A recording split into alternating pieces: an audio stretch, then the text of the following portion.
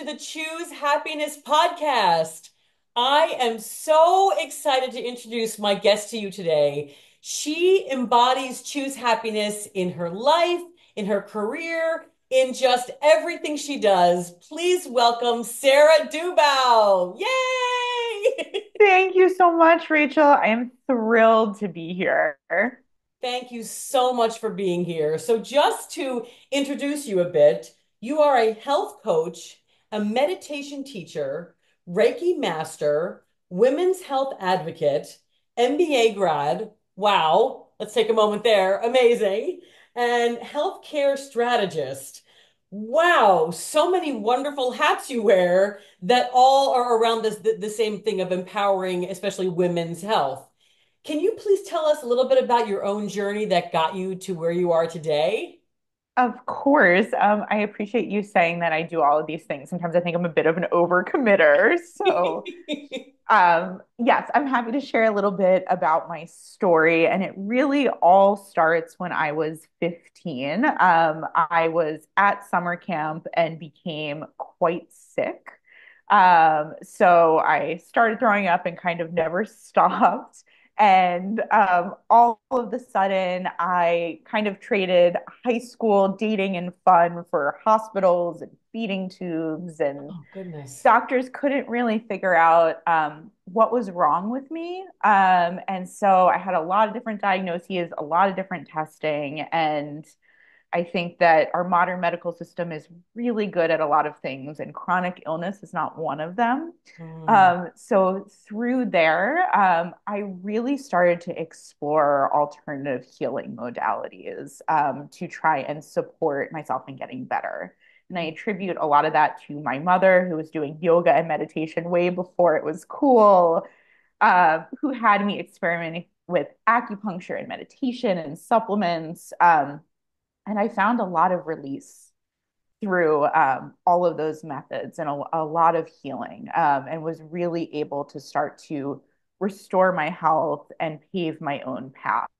mm. And that is where I started to become interested in things like becoming a meditation teacher and a health coach first so I could help myself. And then I kind of became the person at work and with my friends and family who was giving them a supplement regimen and who was giving them lots of health and well-being advice. So ended up really formalizing that practice in my personal life. And then professionally, I really, as you said, I'm a big women's health advocate. And during my own journey, I experienced a lot of not being believed, which is really common for women's health and specifically women with chronic illness. And women represent, I think it's about 70% of people who have chronic illness. Wow. So they're often not believed. They often have to go through a lot of doctors to get diagnosed. And I really wanted to be in the healthcare space Mhm. to be able to support them. So I started my communications career really focused in women's health and healthcare. I did a lot around birth control and advocating for women in STEM.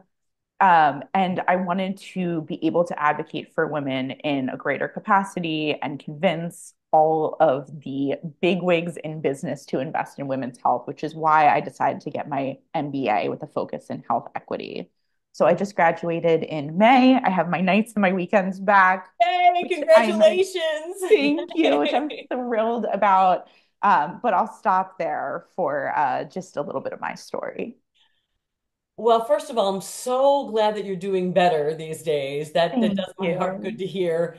And whenever I hear people talk about Eastern medicine and alternative medicine, I always think to myself, yeah, this stuff is more than 10,000 years old. And I'm thinking there's some truth to it. I'm a big believer in all of that. And it's very interesting that you talk about not being believed because we were just in a museum the other day that had a lot of old manuscripts. And one in particular was talking about, so we're going back to the 1800s, women's, and they called it the hysteria, where, Yes. right? Where it was like all this, the humors and the whatever. And it's like, no, no, no, no, no, this is real. So it's kind of interesting to see like we've come so far in so many ways, but have we come as far as we could come in other ways? Just Just putting that out Yes. there. Yes, absolutely. There's some really interesting books too about how the world has basically been created with the lens of a man. So even things like Crash Test Dummies didn't have female figures until I think 10 years ago. So What? they just made basically smaller versions of men, which obviously our anatomy is different. And Yeah. if you look at the data, women actually have greater injuries and death stemming from car crashes. Hmm. So, things like that just become really, really important to advocate for. Yeah. That is mind blowing. It's like, didn't occur to anyone to throw a female form in there? Guess Yes, not. yes. Wow. Thank you for sharing that. That's maddening and fascinating all at the same time. Yes. The good news is there's a lot of people who are working in this field now, and it's a really, really exciting field. Good. That's wonderful. It makes me you make me want to get involved myself, truly. So that's really good. So you say that you do well-being coaching from a holistic perspective. Can you explain specifically what that means? I don't really know what that means. So if you could Sure. thank you. Yeah, I feel like a lot of the health world can feel a little jargony. So health coaching is mostly focused on nutrition and exercise, kind of what you would think about. So I've had a lot of benefits in having a health coach. I know other people have.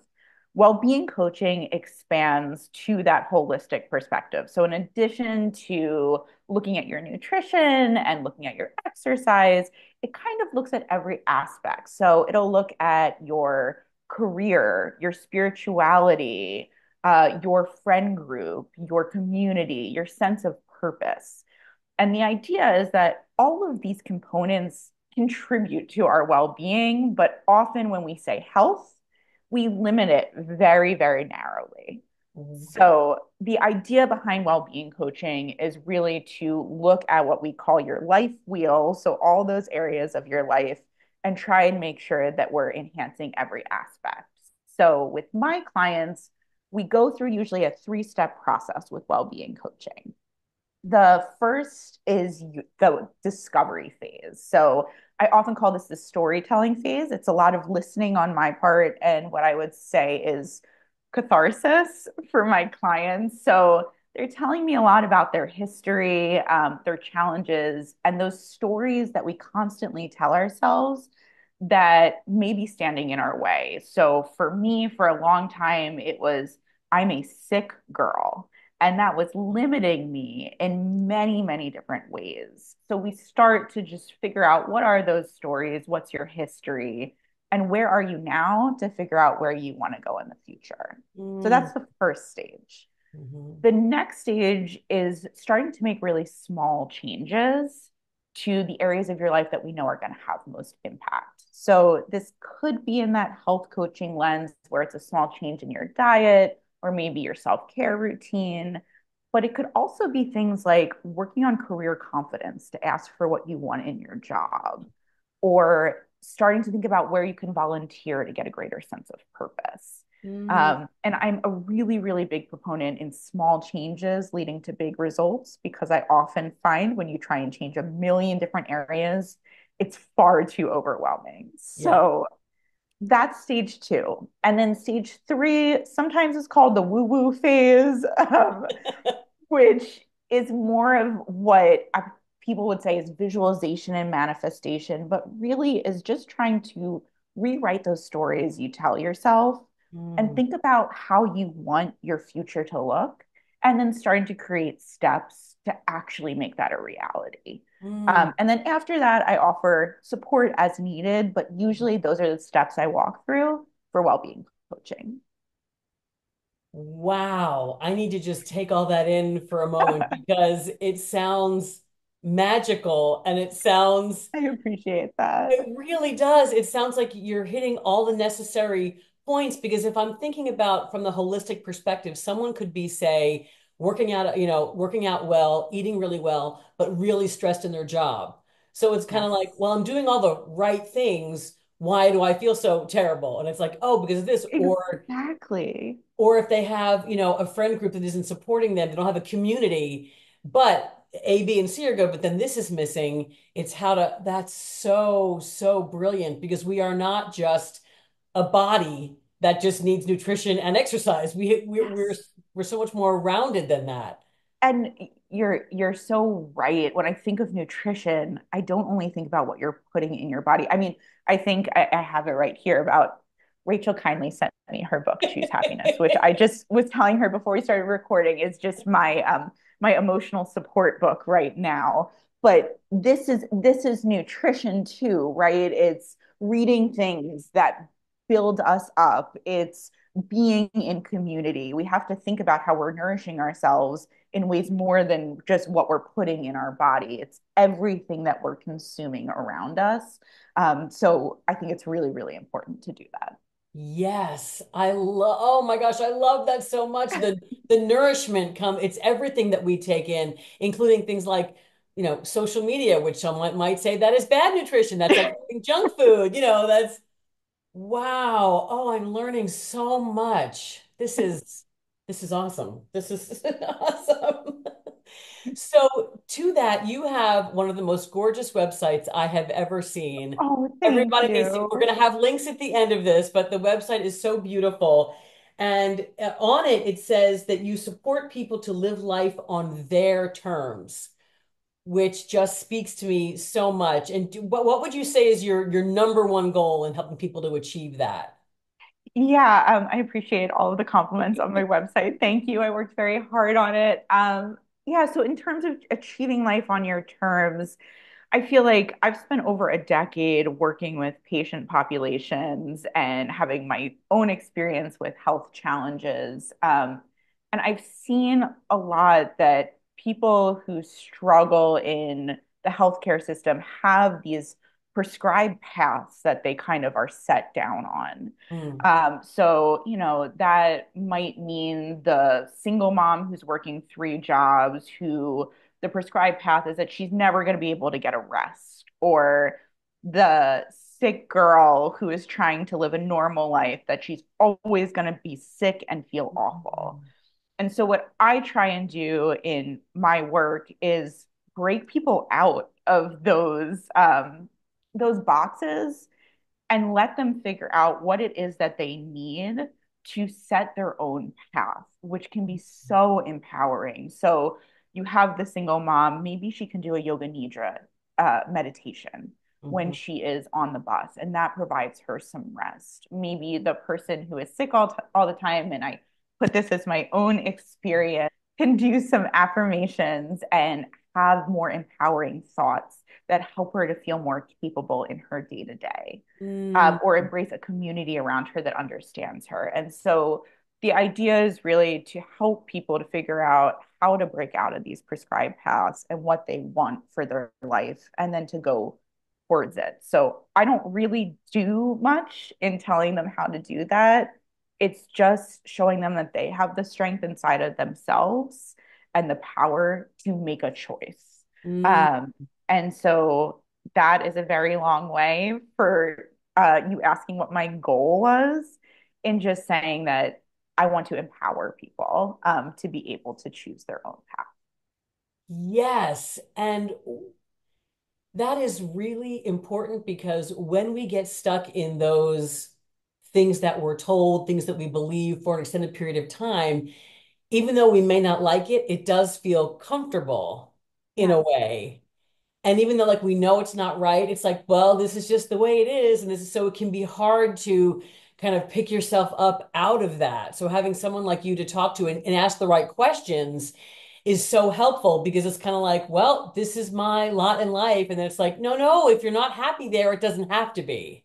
Yes, you get stuck in your comfort zone, even if that comfort zone is unhappy. Right, right, exactly. And that can be things Absolutely. that people tell us, like, oh, you're never going to get better, Yes. or the horrible things like you're not good enough, you're never going to make anything of yourself, et cetera, et cetera. So it really helps to get that outside perspective that you then make people become more intuitive to be like, well, no, that's not true. And what do I want? What do I believe? Yes.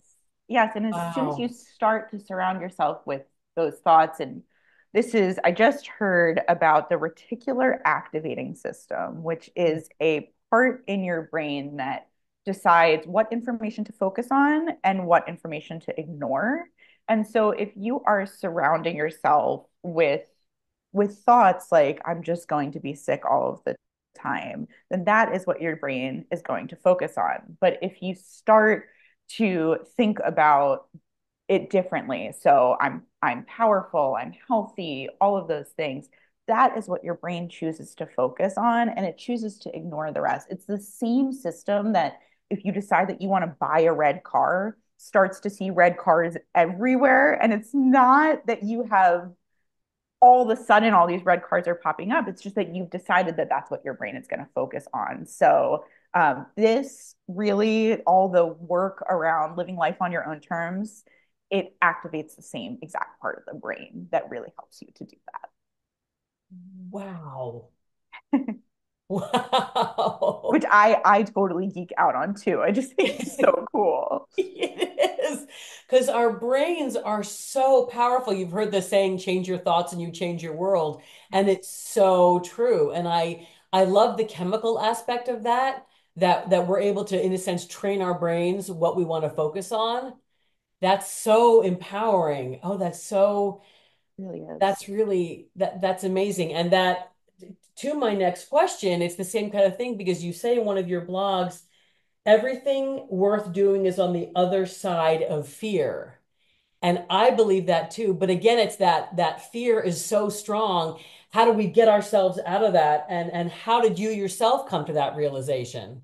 Yeah, I put that there as much as a reminder for myself as to hopefully help other people. I feel like it is something I am learning every single day again and again. And I think we often think that our coming out of our comfort zone and fear are the same. Mm, And I think we mix them sometimes. So being outside of your comfort zone is actually really healthy for us, as long as it's not dangerous. So, right. as long as you're not running from a lion, coming out of your comfort zone to have a big presentation or take a new workout class or something like that is more of what I'm talking about. Right. Um, but it's really healthy for us and it's kind of our growth area and it's where we learn about ourselves and learn about the world. And so the more that we do that, the easier it becomes. With Mm, that said, I think that it's easy for me to just say that. And I want to just recognize that facing your fears head on and coming out of your comfort zone is really scary. And taking baby steps, like I was saying about that stepwise approach, is really how to do it. mm, So, if you are really introverted, but you want to make friends, going to a friend speed dating event may be way outside of your comfort zone, but maybe going to something like a pottery class or doing something that you enjoy to potentially meet new people is mm, going to be an easier step for you. Or, texting somebody that you met at work to hang out after work might mhm, be a little bit of a gentler approach. So that mm. stepwise approach to facing your fears head on can be really, really beneficial, and setting small goals will allow you to do so. And how often do we not do that? I I am constantly challenging myself to do that. And sometimes it would be so much easier. And sometimes I do just sit on the couch and not do it. But I try Right. at least once a week to face Hmm. my fears head on in little ways and sometimes big. That's great to hear. It's great to hear that someone as knowledgeable and as practicing of this work that you do, that even, you're like, even I don't do it sometimes. Like that really Yes. helps me, Yes. But isn't that funny how when we look at things we want to change, like let's take like losing weight as an example. We're like, I want to lose 20 pounds. And then right away we put ourselves in this, well, that's too big.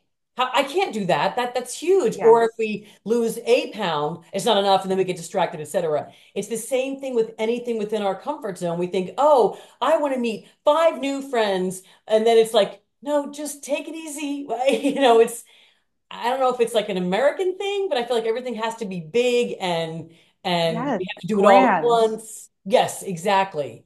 And knowing that we can give ourselves permission, no, little steps, baby steps, just try this one thing this week. Like you said, Yes. that those small steps do lead to bigger changes and makes them so much less scary. Absolutely. And I honestly I admire you so much when it comes to this because you have a book published and a podcast and email. And I'd be curious if you just went for it or took this like small step approach because you've done so many of the things that I dream of doing in ways that I would say are really scary. So I'm curious if you took a stepwise approach or you just said, I'm going to go for it.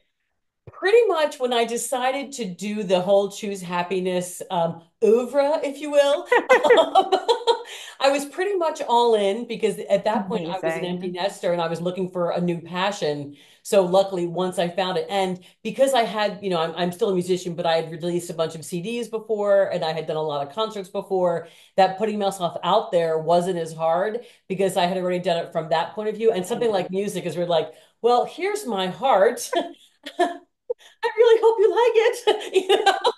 So in a way, this was easier for me because that was such a big, a You big. already had your training for it. I guess so. I guess Yeah, it's right, right. amazing. Yes.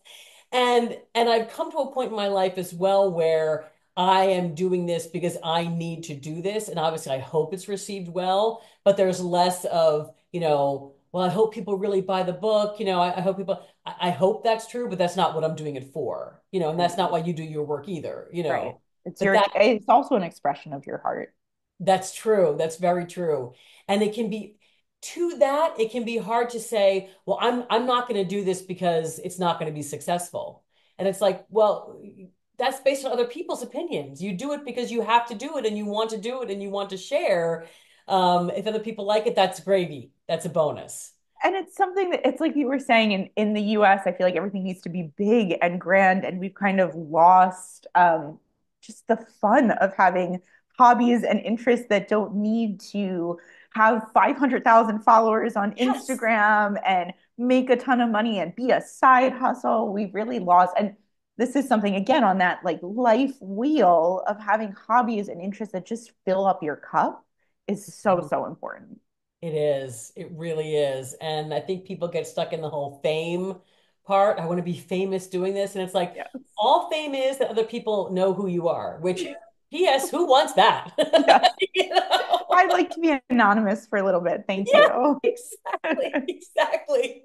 Which is like not to say we don't want our passions to be successful, but there's that balance where it Of can't always be course. about pleasing others and again checking your followers and that stuff will just make you crazy. I Yes. mean, And I think when it comes from your heart, the right people that you're meant to connect with really will connect with you. oh, 100%. Oh, I love that. That's so true. Yeah, I've seen that and you've seen that too. Yeah. Yeah, absolutely. Speaking of passions, let's talk about meditation. Yes, let's do it. You are such a gifted meditation guider and leader. I have listened to your meditations and they are truly extraordinary. Everyone, listen to Sarah's meditations. They are amazing. And if you could share a little bit about why, and I believe this too, why meditation is so important in our lives and how it has helped you in your life. Yeah, absolutely. And thank you so much. I love creating meditations. It is my biggest passion. So it's so nice to hear that it's been received so well. Mm, So my personal journey with meditation, I think, as I said, my mom for a long time was kind of in the holistic health space. So my parents are both lawyers, and I remember growing up as a kid, they were doing meditation before it was cool. They were going to meditation classes, coming back and teaching us mantras. But I didn't really get into meditation too much until I got sick as a kid. mhm, And my mom actually found me a therapist to process a lot of what I was going through who did meditation and hypnosis. And I really found that it was the only thing that helped with my pain management. And it was so, so impactful in a mm. way that drugs really weren't touching. How Um, about that? Wow. and the hypnosis, especially, really tapped into my imagination, which I've always had a very big imagination. And it was incredibly helpful. And then as I entered the working world, I discovered it really helped with my anxiety and stress as well. So I decided to formalize my practice, becoming a meditation teacher in 2019. So right before the pandemic hit, which was very helpful as the pandemic hit. And then I was dealing obviously with a lot of stress with the pandemic, as everybody else was, and started offering meditation on Mondays to my company on a weekly basis, Wow. which really forced me very quickly to just get into writing meditations and getting automatic feedback and really showing up for people in a new way. So that became incredibly powerful. And I decided to record the meditations on Spotify and YouTube to be able to kind of expand out my reach, Mm, which was great. And I could go, I mean, you can look it up forever about all the benefits of meditation. You know, it helps you to become a more mindful, empathetic person. It lowers stress and blood pressure. It's has amazing health benefits, but I also think that meditation can be really intimidating. And so, in terms of the role it plays in my life, and I hope what my meditations provide to others, I actually hope that as adults, it is a space that helps everybody to play a little bit and to mm, imagine more. And mm. we don't really get that space too much in our adult lives. And so I try and make my meditations really imaginative and fun and not these stuffy meditations that you need to just sit and be still and have your mind be calm. There's a lot of benefits that can happen from playing in your imagination Mm, and really using your mind to travel to new places and have new experiences mhm. to calm your mind, body, and soul in a way that our everyday world typically can't Yes. Oh, that's why they're so wonderful because I think again we get caught in this, I have to do this right. I have do. to do this right. I have to meditate with this mantra for 20 minutes and I have to be calm and which is the opposite of what its intention is. So Yes. yeah, if we can build in our own imagination, because it is our own minds that we're dealing with, it almost seems like it's another task. Okay, I've done this. Now I'm going to meditate. Now I'm going to, and it's like, no, no, no. Let's do this as a gift to ourselves. We get to Yes. meditate and play in our imaginations, and that also helps us to open up. Well, I liked thinking about this. Now, when I'm stressed at work or something, I can go back and think about this the next trip we're Yes. taking, or what I did when I was a kid, or what I'm going to make for dinner, whatever it is, you know. I think about in your book, you have your Choose Your Happy Place chapter, which is one Yes, of my meditations that I think is so powerful. It's like when you're stressed, you just go to that happy place. And yes. it's so nice. And people often ask me as a meditation teacher, like, why is it so hard? And meditation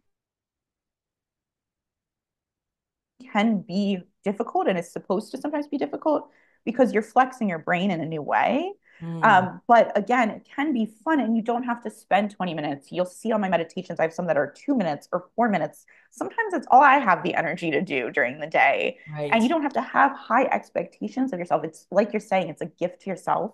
You can Hmm. give for 2 minutes or 10 minutes or 20 minutes, whatever you have capacity for that day to Mm. play or challenge yourself a little bit is perfect. Wow, what a wonderful, gentle, permissive approach to something that Yes. we are supposed to be doing. Yes. You No high know? expectations here. You come Right. as you are, you give what you can to yourself.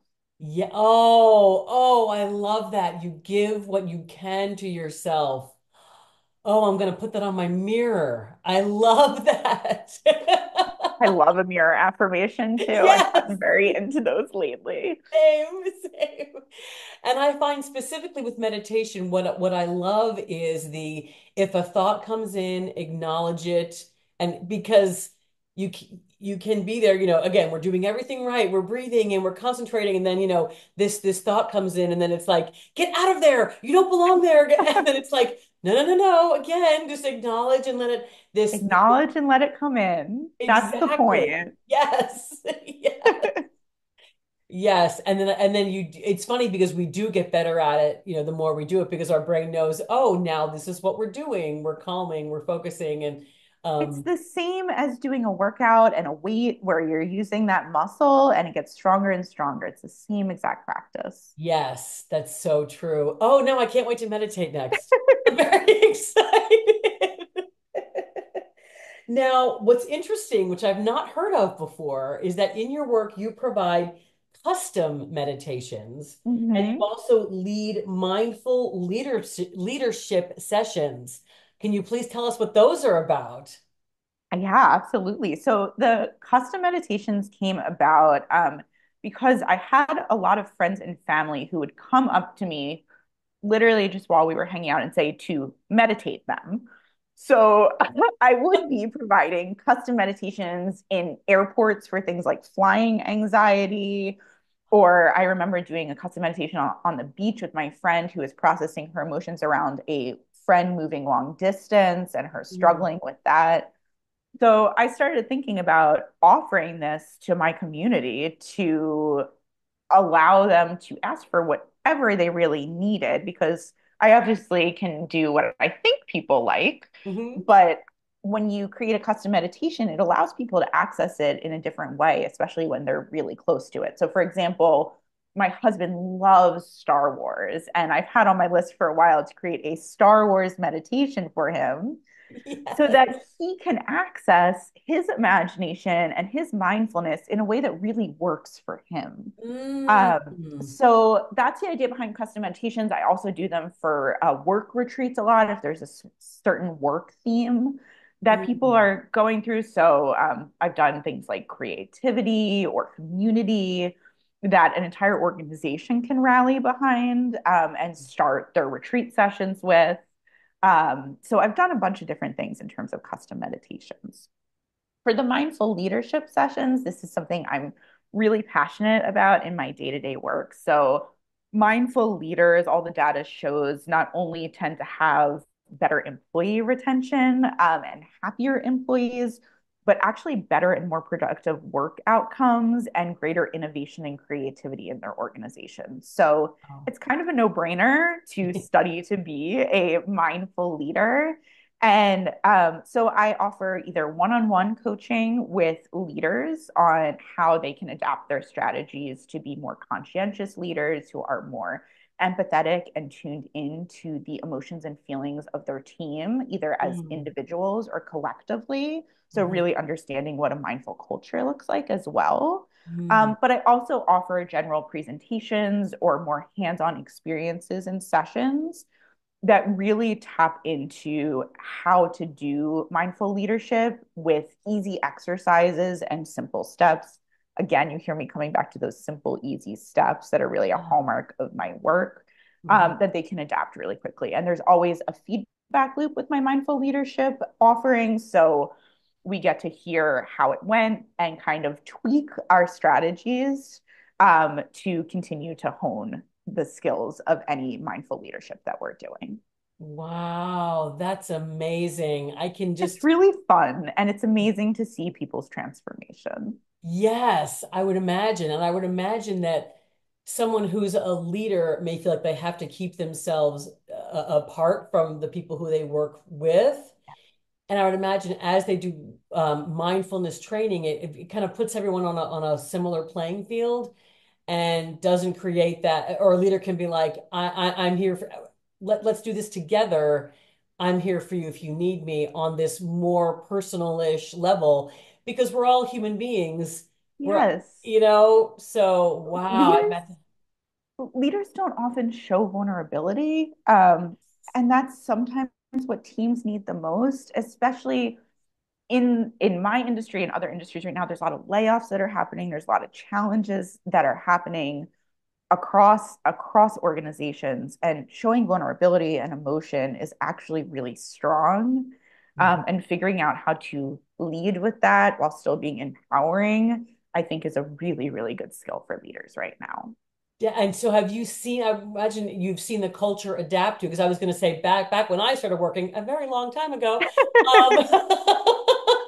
there was such a hierarchy. So I'm thankful Yes. that the culture is changing, that leaders do want to be more connected with the people that they work with. I You've seen think that? it is. And I think you're saying back when you worked a long time ago, I feel like I'm the old hat now at work. And Gen Z is coming in as these heart-centered employees that really want to be connected to purpose and people. So I think even more than ever now, they're really demanding that their leaders step into that vulnerability and that connective space. So it's really, really important for this new generation that's coming up in the work world as well. Yes. Oh, I love that. Oh, that's really cool that you've been able to see that. That does my heart good. As I feel like as an old lady, that Ew. does my heart. It's like, yes, you are the future and you're doing such a good job. Yes, right, right.